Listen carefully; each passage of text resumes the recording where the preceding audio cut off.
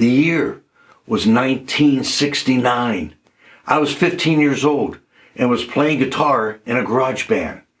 I had a no-name guitar with a no-name guitar amplifier. But I would sit and listen to the radio or to my 45s and try my best to learn to play all of these new hit songs.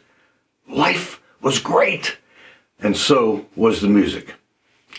Hi, I'm Mr. Mike. That's what the kids at church call me. And welcome to this episode of In My Musical Opinion, the channel where I go through every number one hit song according to the US Billboard Pop Charts from a year in rock and roll history, tell you who recorded the song and how many weeks it remained in the number one position. And I always add a few interesting bits of musical trivia for each and every song. Trivia you may not know. A lot of times it's trivia I don't know. And it's all compliments of Wikipedia. Thank you, Wikipedia. Well, before we get into today's video, I hope you will give this video a thumbs up, share it with your friends, and new subscribers to this channel are always welcome. I would love to have you on board. Well, this episode's wallpaper on my screen behind me is from a top 10 revenue grossing movie from 1969. Can you guess the movie? Well, this is an easy one. This should be a very easy one, but I'll give you the answer at the end of the video. And one non-musical event that made the news that year happened in, well, I guess you could say, the aeronautics industry. That on Sunday, July the 20th, 1969, we heard the words, "Houston, Tranquility Base here. The Eagle has landed." With Apollo 11, the United States of America landed two human beings, Neil Armstrong and Buzz Aldrin, on the moon. They were on the lunar surface for 21 hours and 36 minutes. 4 days later, on July the 24th, they returned safely to Earth. This fulfilled President Kennedy's goal when he addressed Congress on May the 25th, 1961, when he stated this, and I quote, "I believe that this nation should commit itself to achieving the goal before the decade is out of landing a man on the moon and returning him safely to the Earth." End quote. Okay, I don't have a very good accent, but we did it. And I watched it all on live TV at my parents' home on our Admiral Keller television. Well, let's get back to the music. Today I'll be going through the year 1969. There are only 17 number one hit songs for 69. 8 of these songs were number one for 4 weeks or more. And 4 songs were number one for only 1 week. And remember to stick around to the end to see which ones are, in my musical opinion, my top 5 hits from this year. And I know that you'll have a top 5 too. Well, let's get this show started. 1969 begins with Marvin Gaye and his hit, "I Heard It Through the Grapevine." This song was also a hit by Gladys Knight and the Pips back in '67, and it reached number 2 on the Billboard charts. There was also a version by CCR, Creedence Clearwater Revival, which did not chart, but it was a great cover. "I Heard It Through the Grapevine" ended 1968 as number 1 for 3 weeks and began 1969 as number 1 for another 4 weeks.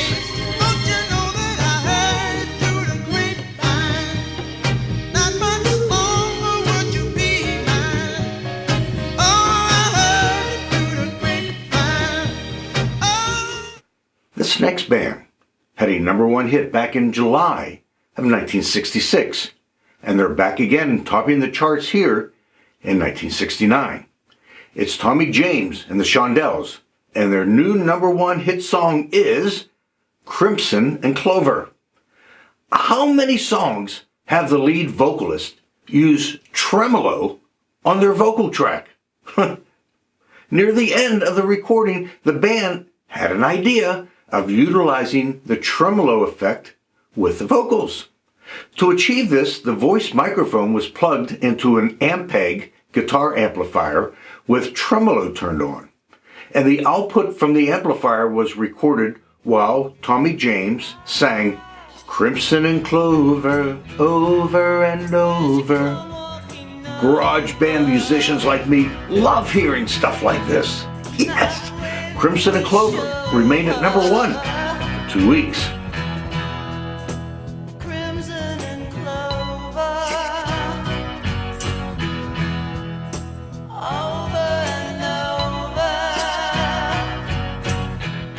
Tommy James was knocked out of first place by Sly and the Family Stone with their first #1 hit song, Everyday People. The song is one of Sly Stone's pleas for peace and equality between differing races and social groups, a major theme and focus for this band. The band featured 3 black men, 2 black women, and 2 white men. And in 1969, we didn't care about race or gender. We cared about the music. And Sly and the Family Stone produced great music. And we took this music all the way to #1. Everyday People held the top spot for 4 weeks.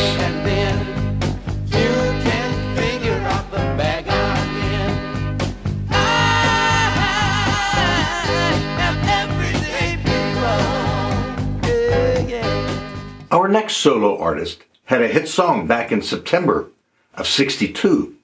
The name of that song was Sheila, and the artist was, come on, Tommy Roe. And he's back at #1 again here in 1969 with the song Dizzy. One of my subscribers asked me if Dizzy by Tommy Roe was considered bubblegum music. My answer, yes it is. And the late 60s had a bunch of bubblegum hit songs. This song was written by Tommy Roe and Freddie Weller. And the music on this track was provided by, who else? The Wrecking Crew. Dizzy remained at the #1 spot for 4 weeks.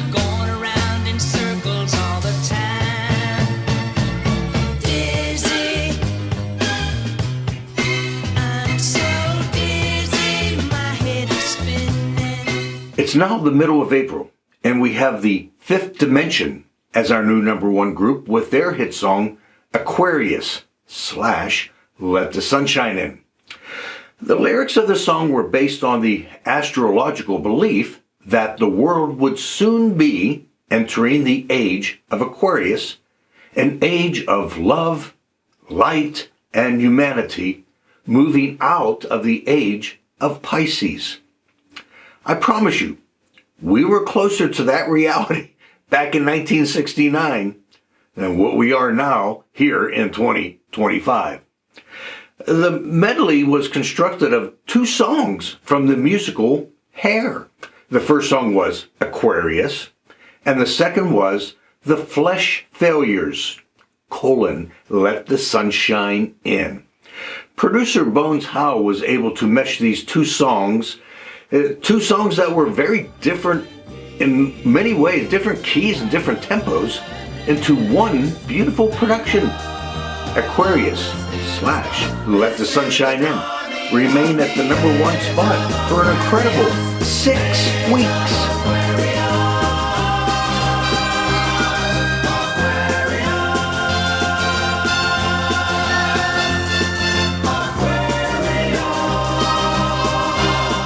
The 4 lads from Liverpool, the Beatles, are back with their next #1 hit song, Get Back. This song is credited as The Beatles with Billy Preston.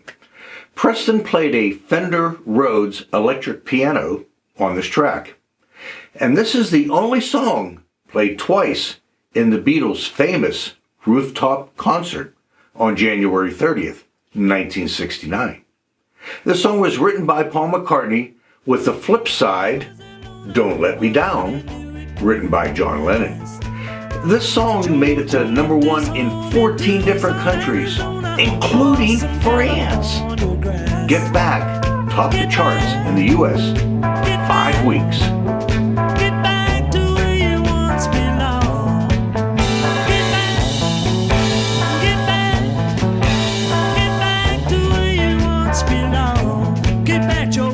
Next up, we have Love Theme from Romeo and Juliet by Henry Mancini and his orchestra.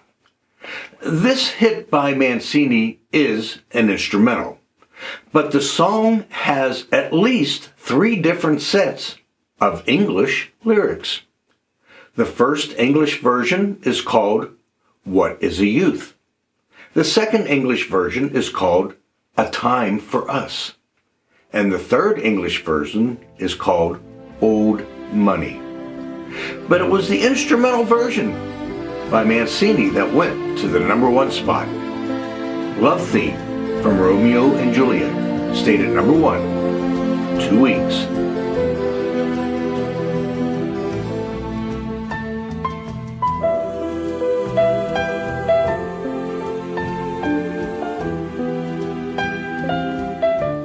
It's now the week ending July the 12th, and the new number one hit song is In the Year 2525 by one-hit wonders Denny Zager and Rick Evans, better known as Zager and Evans. This song is about the journey of mankind over a 10,000-year span. It predicts that man's thoughts, relationships, and body will be negatively impacted by technological advances, and ends with man's extinction. Well, in Mr. Mike's existential opinion, mankind will never make it 10,000 years. And in my biblical opinion, Jesus will return before that. But this song gave us much to think about, then and now. In the year 2525, made it to the number one spot and stayed there for 6 weeks.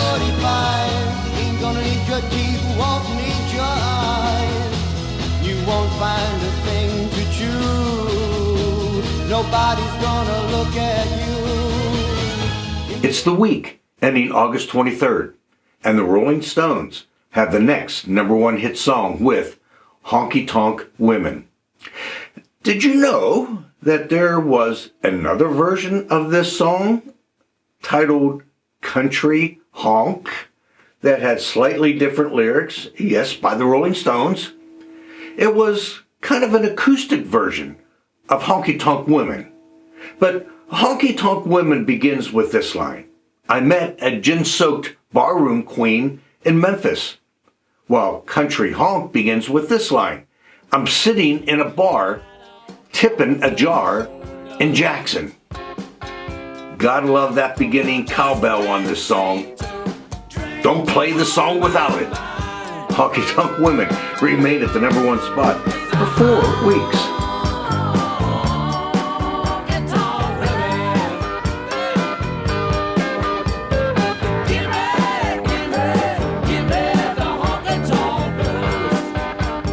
Who can knock the Rolling Stones out of first place? Who else but the fictitious bubblegum pop band, the Archies, and their hit, Sugar Sugar. This song was written by Andy Kim and Jeff Barry. Since the Archies were a fictitious band, the band was made up of studio musicians managed by Don Kirshner. Ron Dante provided the lead vocals, accompanied by Tony Wine and Andy Kim.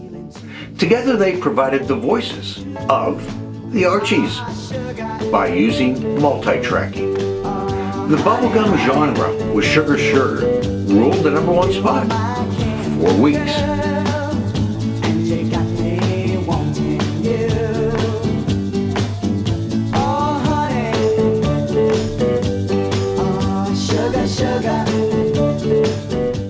It's now the middle of October, and we've only had 10 number one hit songs. Our 11th number one hit song for 69 comes from The Temptations with the song I Can't Get Next to You. This song was written by Norman Whitfield and Barrett Strong. These two guys wrote some pretty excellent stuff. Lead and background vocals on this song are provided by Dennis Edwards, with Eddie Kendricks, Paul Williams, Melvin Franklin, and Otis Williams contributing to the verses and the choruses. But my life is incomplete, and I'm so blue because I can't get next to you. I can't get next to you stayed at number one 2 weeks.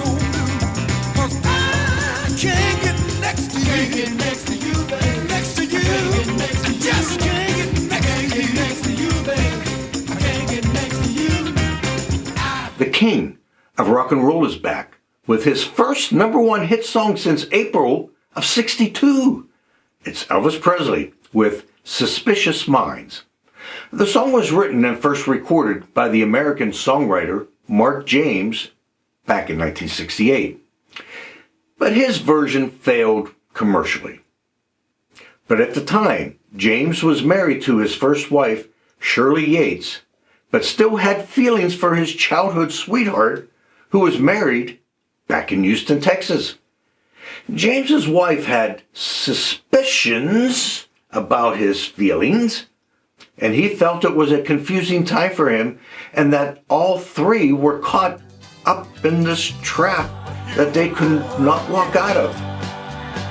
Sound familiar? And that, my friend, is how great songs are written. Suspicious Minds.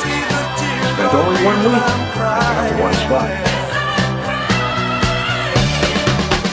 We can't go on together with suspicious minds.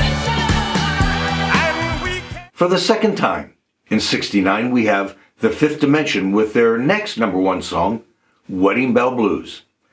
This song was written by Laura Nyro when she was only 18 years old.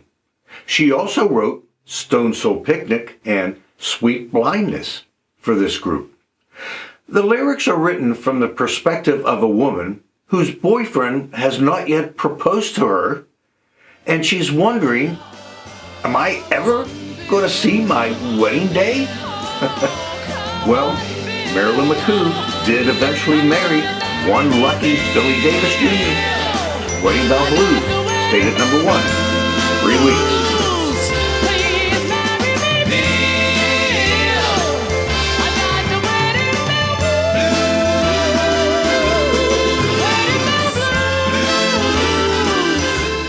Also, with their second chart topper for 1969 are the Beatles, with their double A-side hit, Come Together, flip side, Something. Come Together was written by John Lennon, and Something was written by George Harrison. Both songs appear on their Abbey Road album.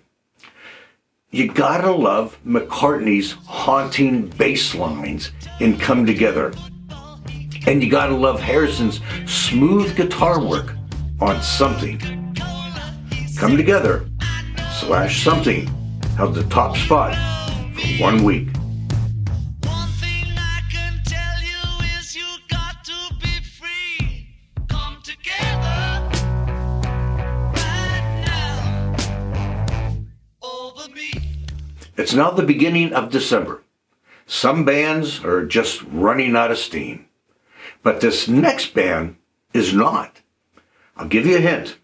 This song is sometimes sung at sporting events. Here's another hint. This band was a one-hit wonder. Do you give up? Okay, their hit song is Na Na Hey Hey, Kiss 'Em Goodbye, and the band called themselves Steam. Producer Paul Lika said the name of the band was conceived after he saw steam rising from a manhole cover in the street outside of the recording studio. By the beginning of the 21st century, sales of Na Na Hey Hey Kiss 'Em Goodbye had exceeded 6.5 million records, attaining multi-platinum record status. Na Na Hey Hey, Kiss 'Em Goodbye remained at number 1 2 weeks.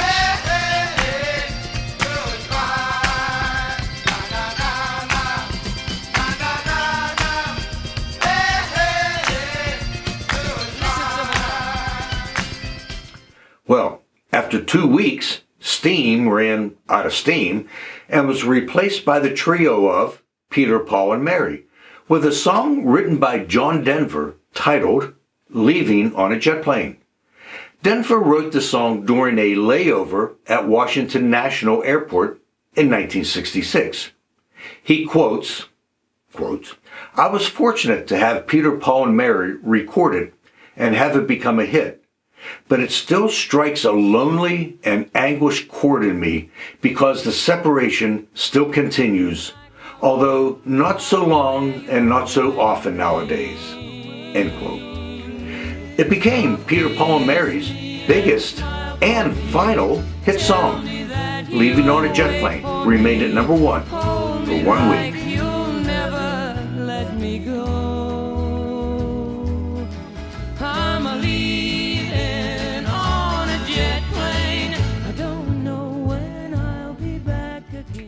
Question: what song ends our list of number 1s for 1969?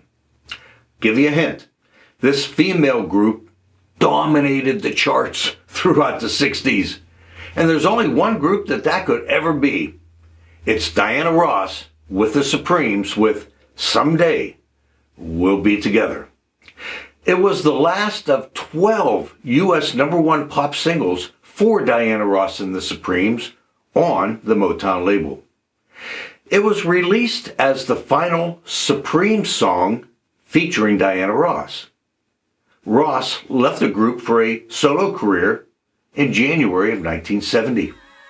Supremes members Mary Wilson and Cindy Birdsong did not even sing on this recording.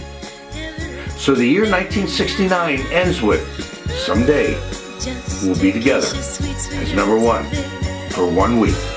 Oh, you're ever so tight, and I wanna say, someday we'll be together. Yes, we will, yes, we will. So, there you have it.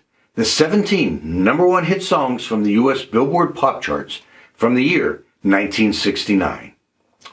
3 songs from 1969 that I really liked that did not make it to number 1 are It's Your Thing by the Isley Brothers, only made it to number 2.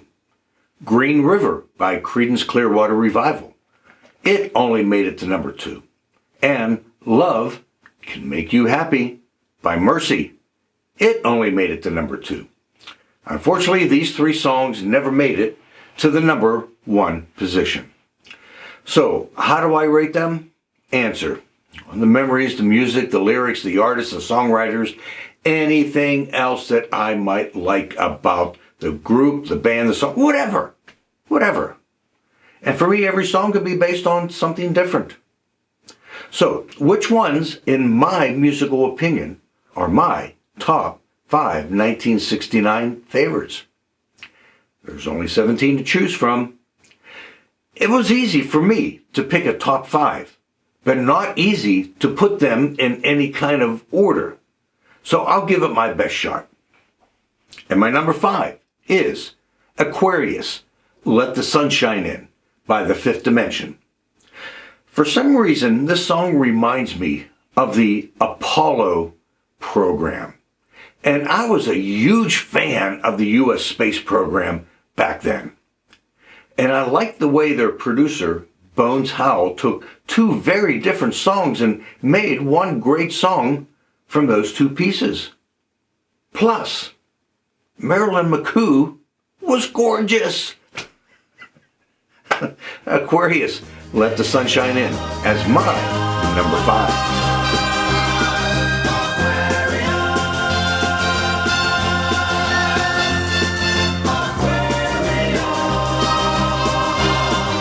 Moving on to my number 4 is Na Na Hey Hey, Kiss 'Em Goodbye by Steam. When the end of the song comes along, na na na na, na na na na, hey, hey, hey, goodbye, you sing along with it, don't you? Well, so do I. It's an unwritten rule somewhere in the archives of unwritten song rules that one must sing along with the ending to this song. No exceptions. And that's why I like this song. Na Na Hey Hey Kiss 'Em Goodbye by Steen is my number 4.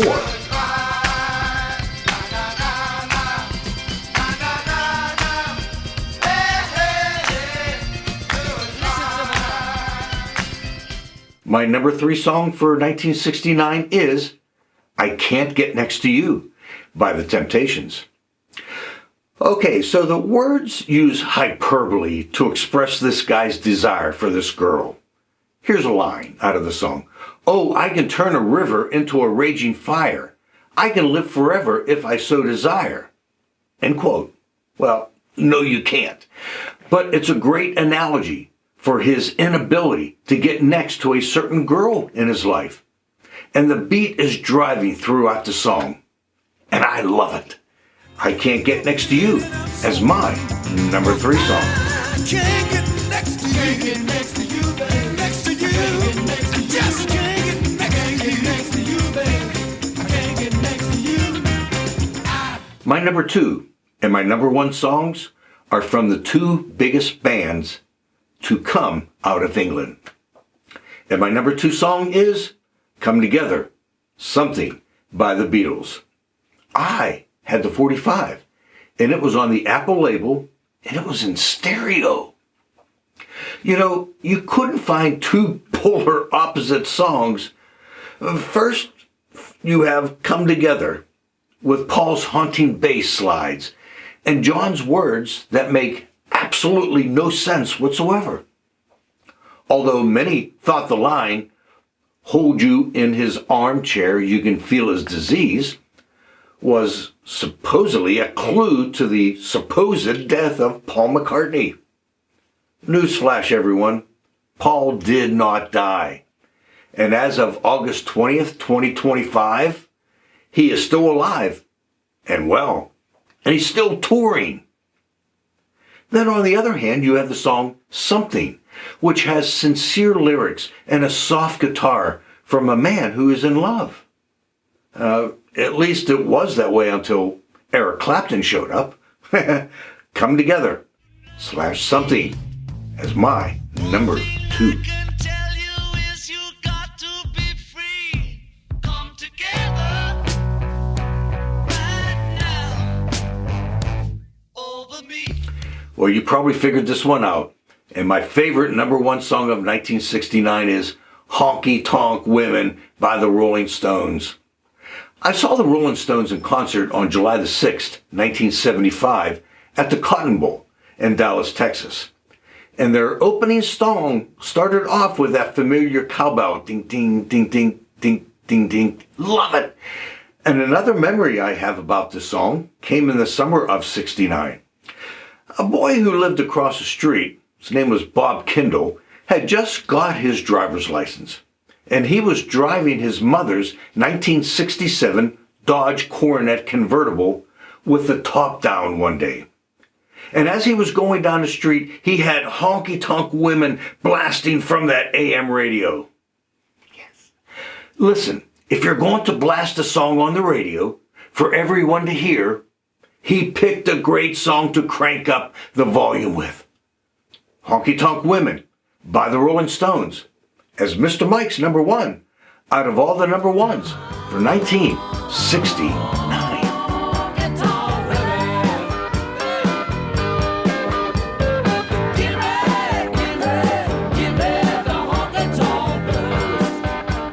There you have it, the 17 number 1 hit songs from the year 1969 and, in my musical opinion, my top 5 from that year. What were your top 5 songs from that year? And I'll say this again. You have 5 dimes to play 5 songs on the jukebox to impress your favorite girl or guy. Which ones do you play? I do love reading about your favorite songs and the stories behind them. Well, the wallpaper on my PC is from the 1969 movie Easy Rider, directed by Dennis Hopper, who's actually riding that motorcycle. This movie came in number 4 for the highest revenue grossing movie for 1969. The number 1 movie that year was Butch Cassidy and the Sundance Kid. Well, that's it. I hope you enjoyed this trip down memory lane, revisiting the number 1 hit songs in a movie from 1969. Oh, what a year. Come back again when I take us through another year in rock and roll history, look at every number 1 hit song from that year, and then, in my musical opinion, give you my top 5 songs. This is Mr. Mike, and I'll see you next time in our next exciting episode of In My Musical Opinion. Keep rockin'.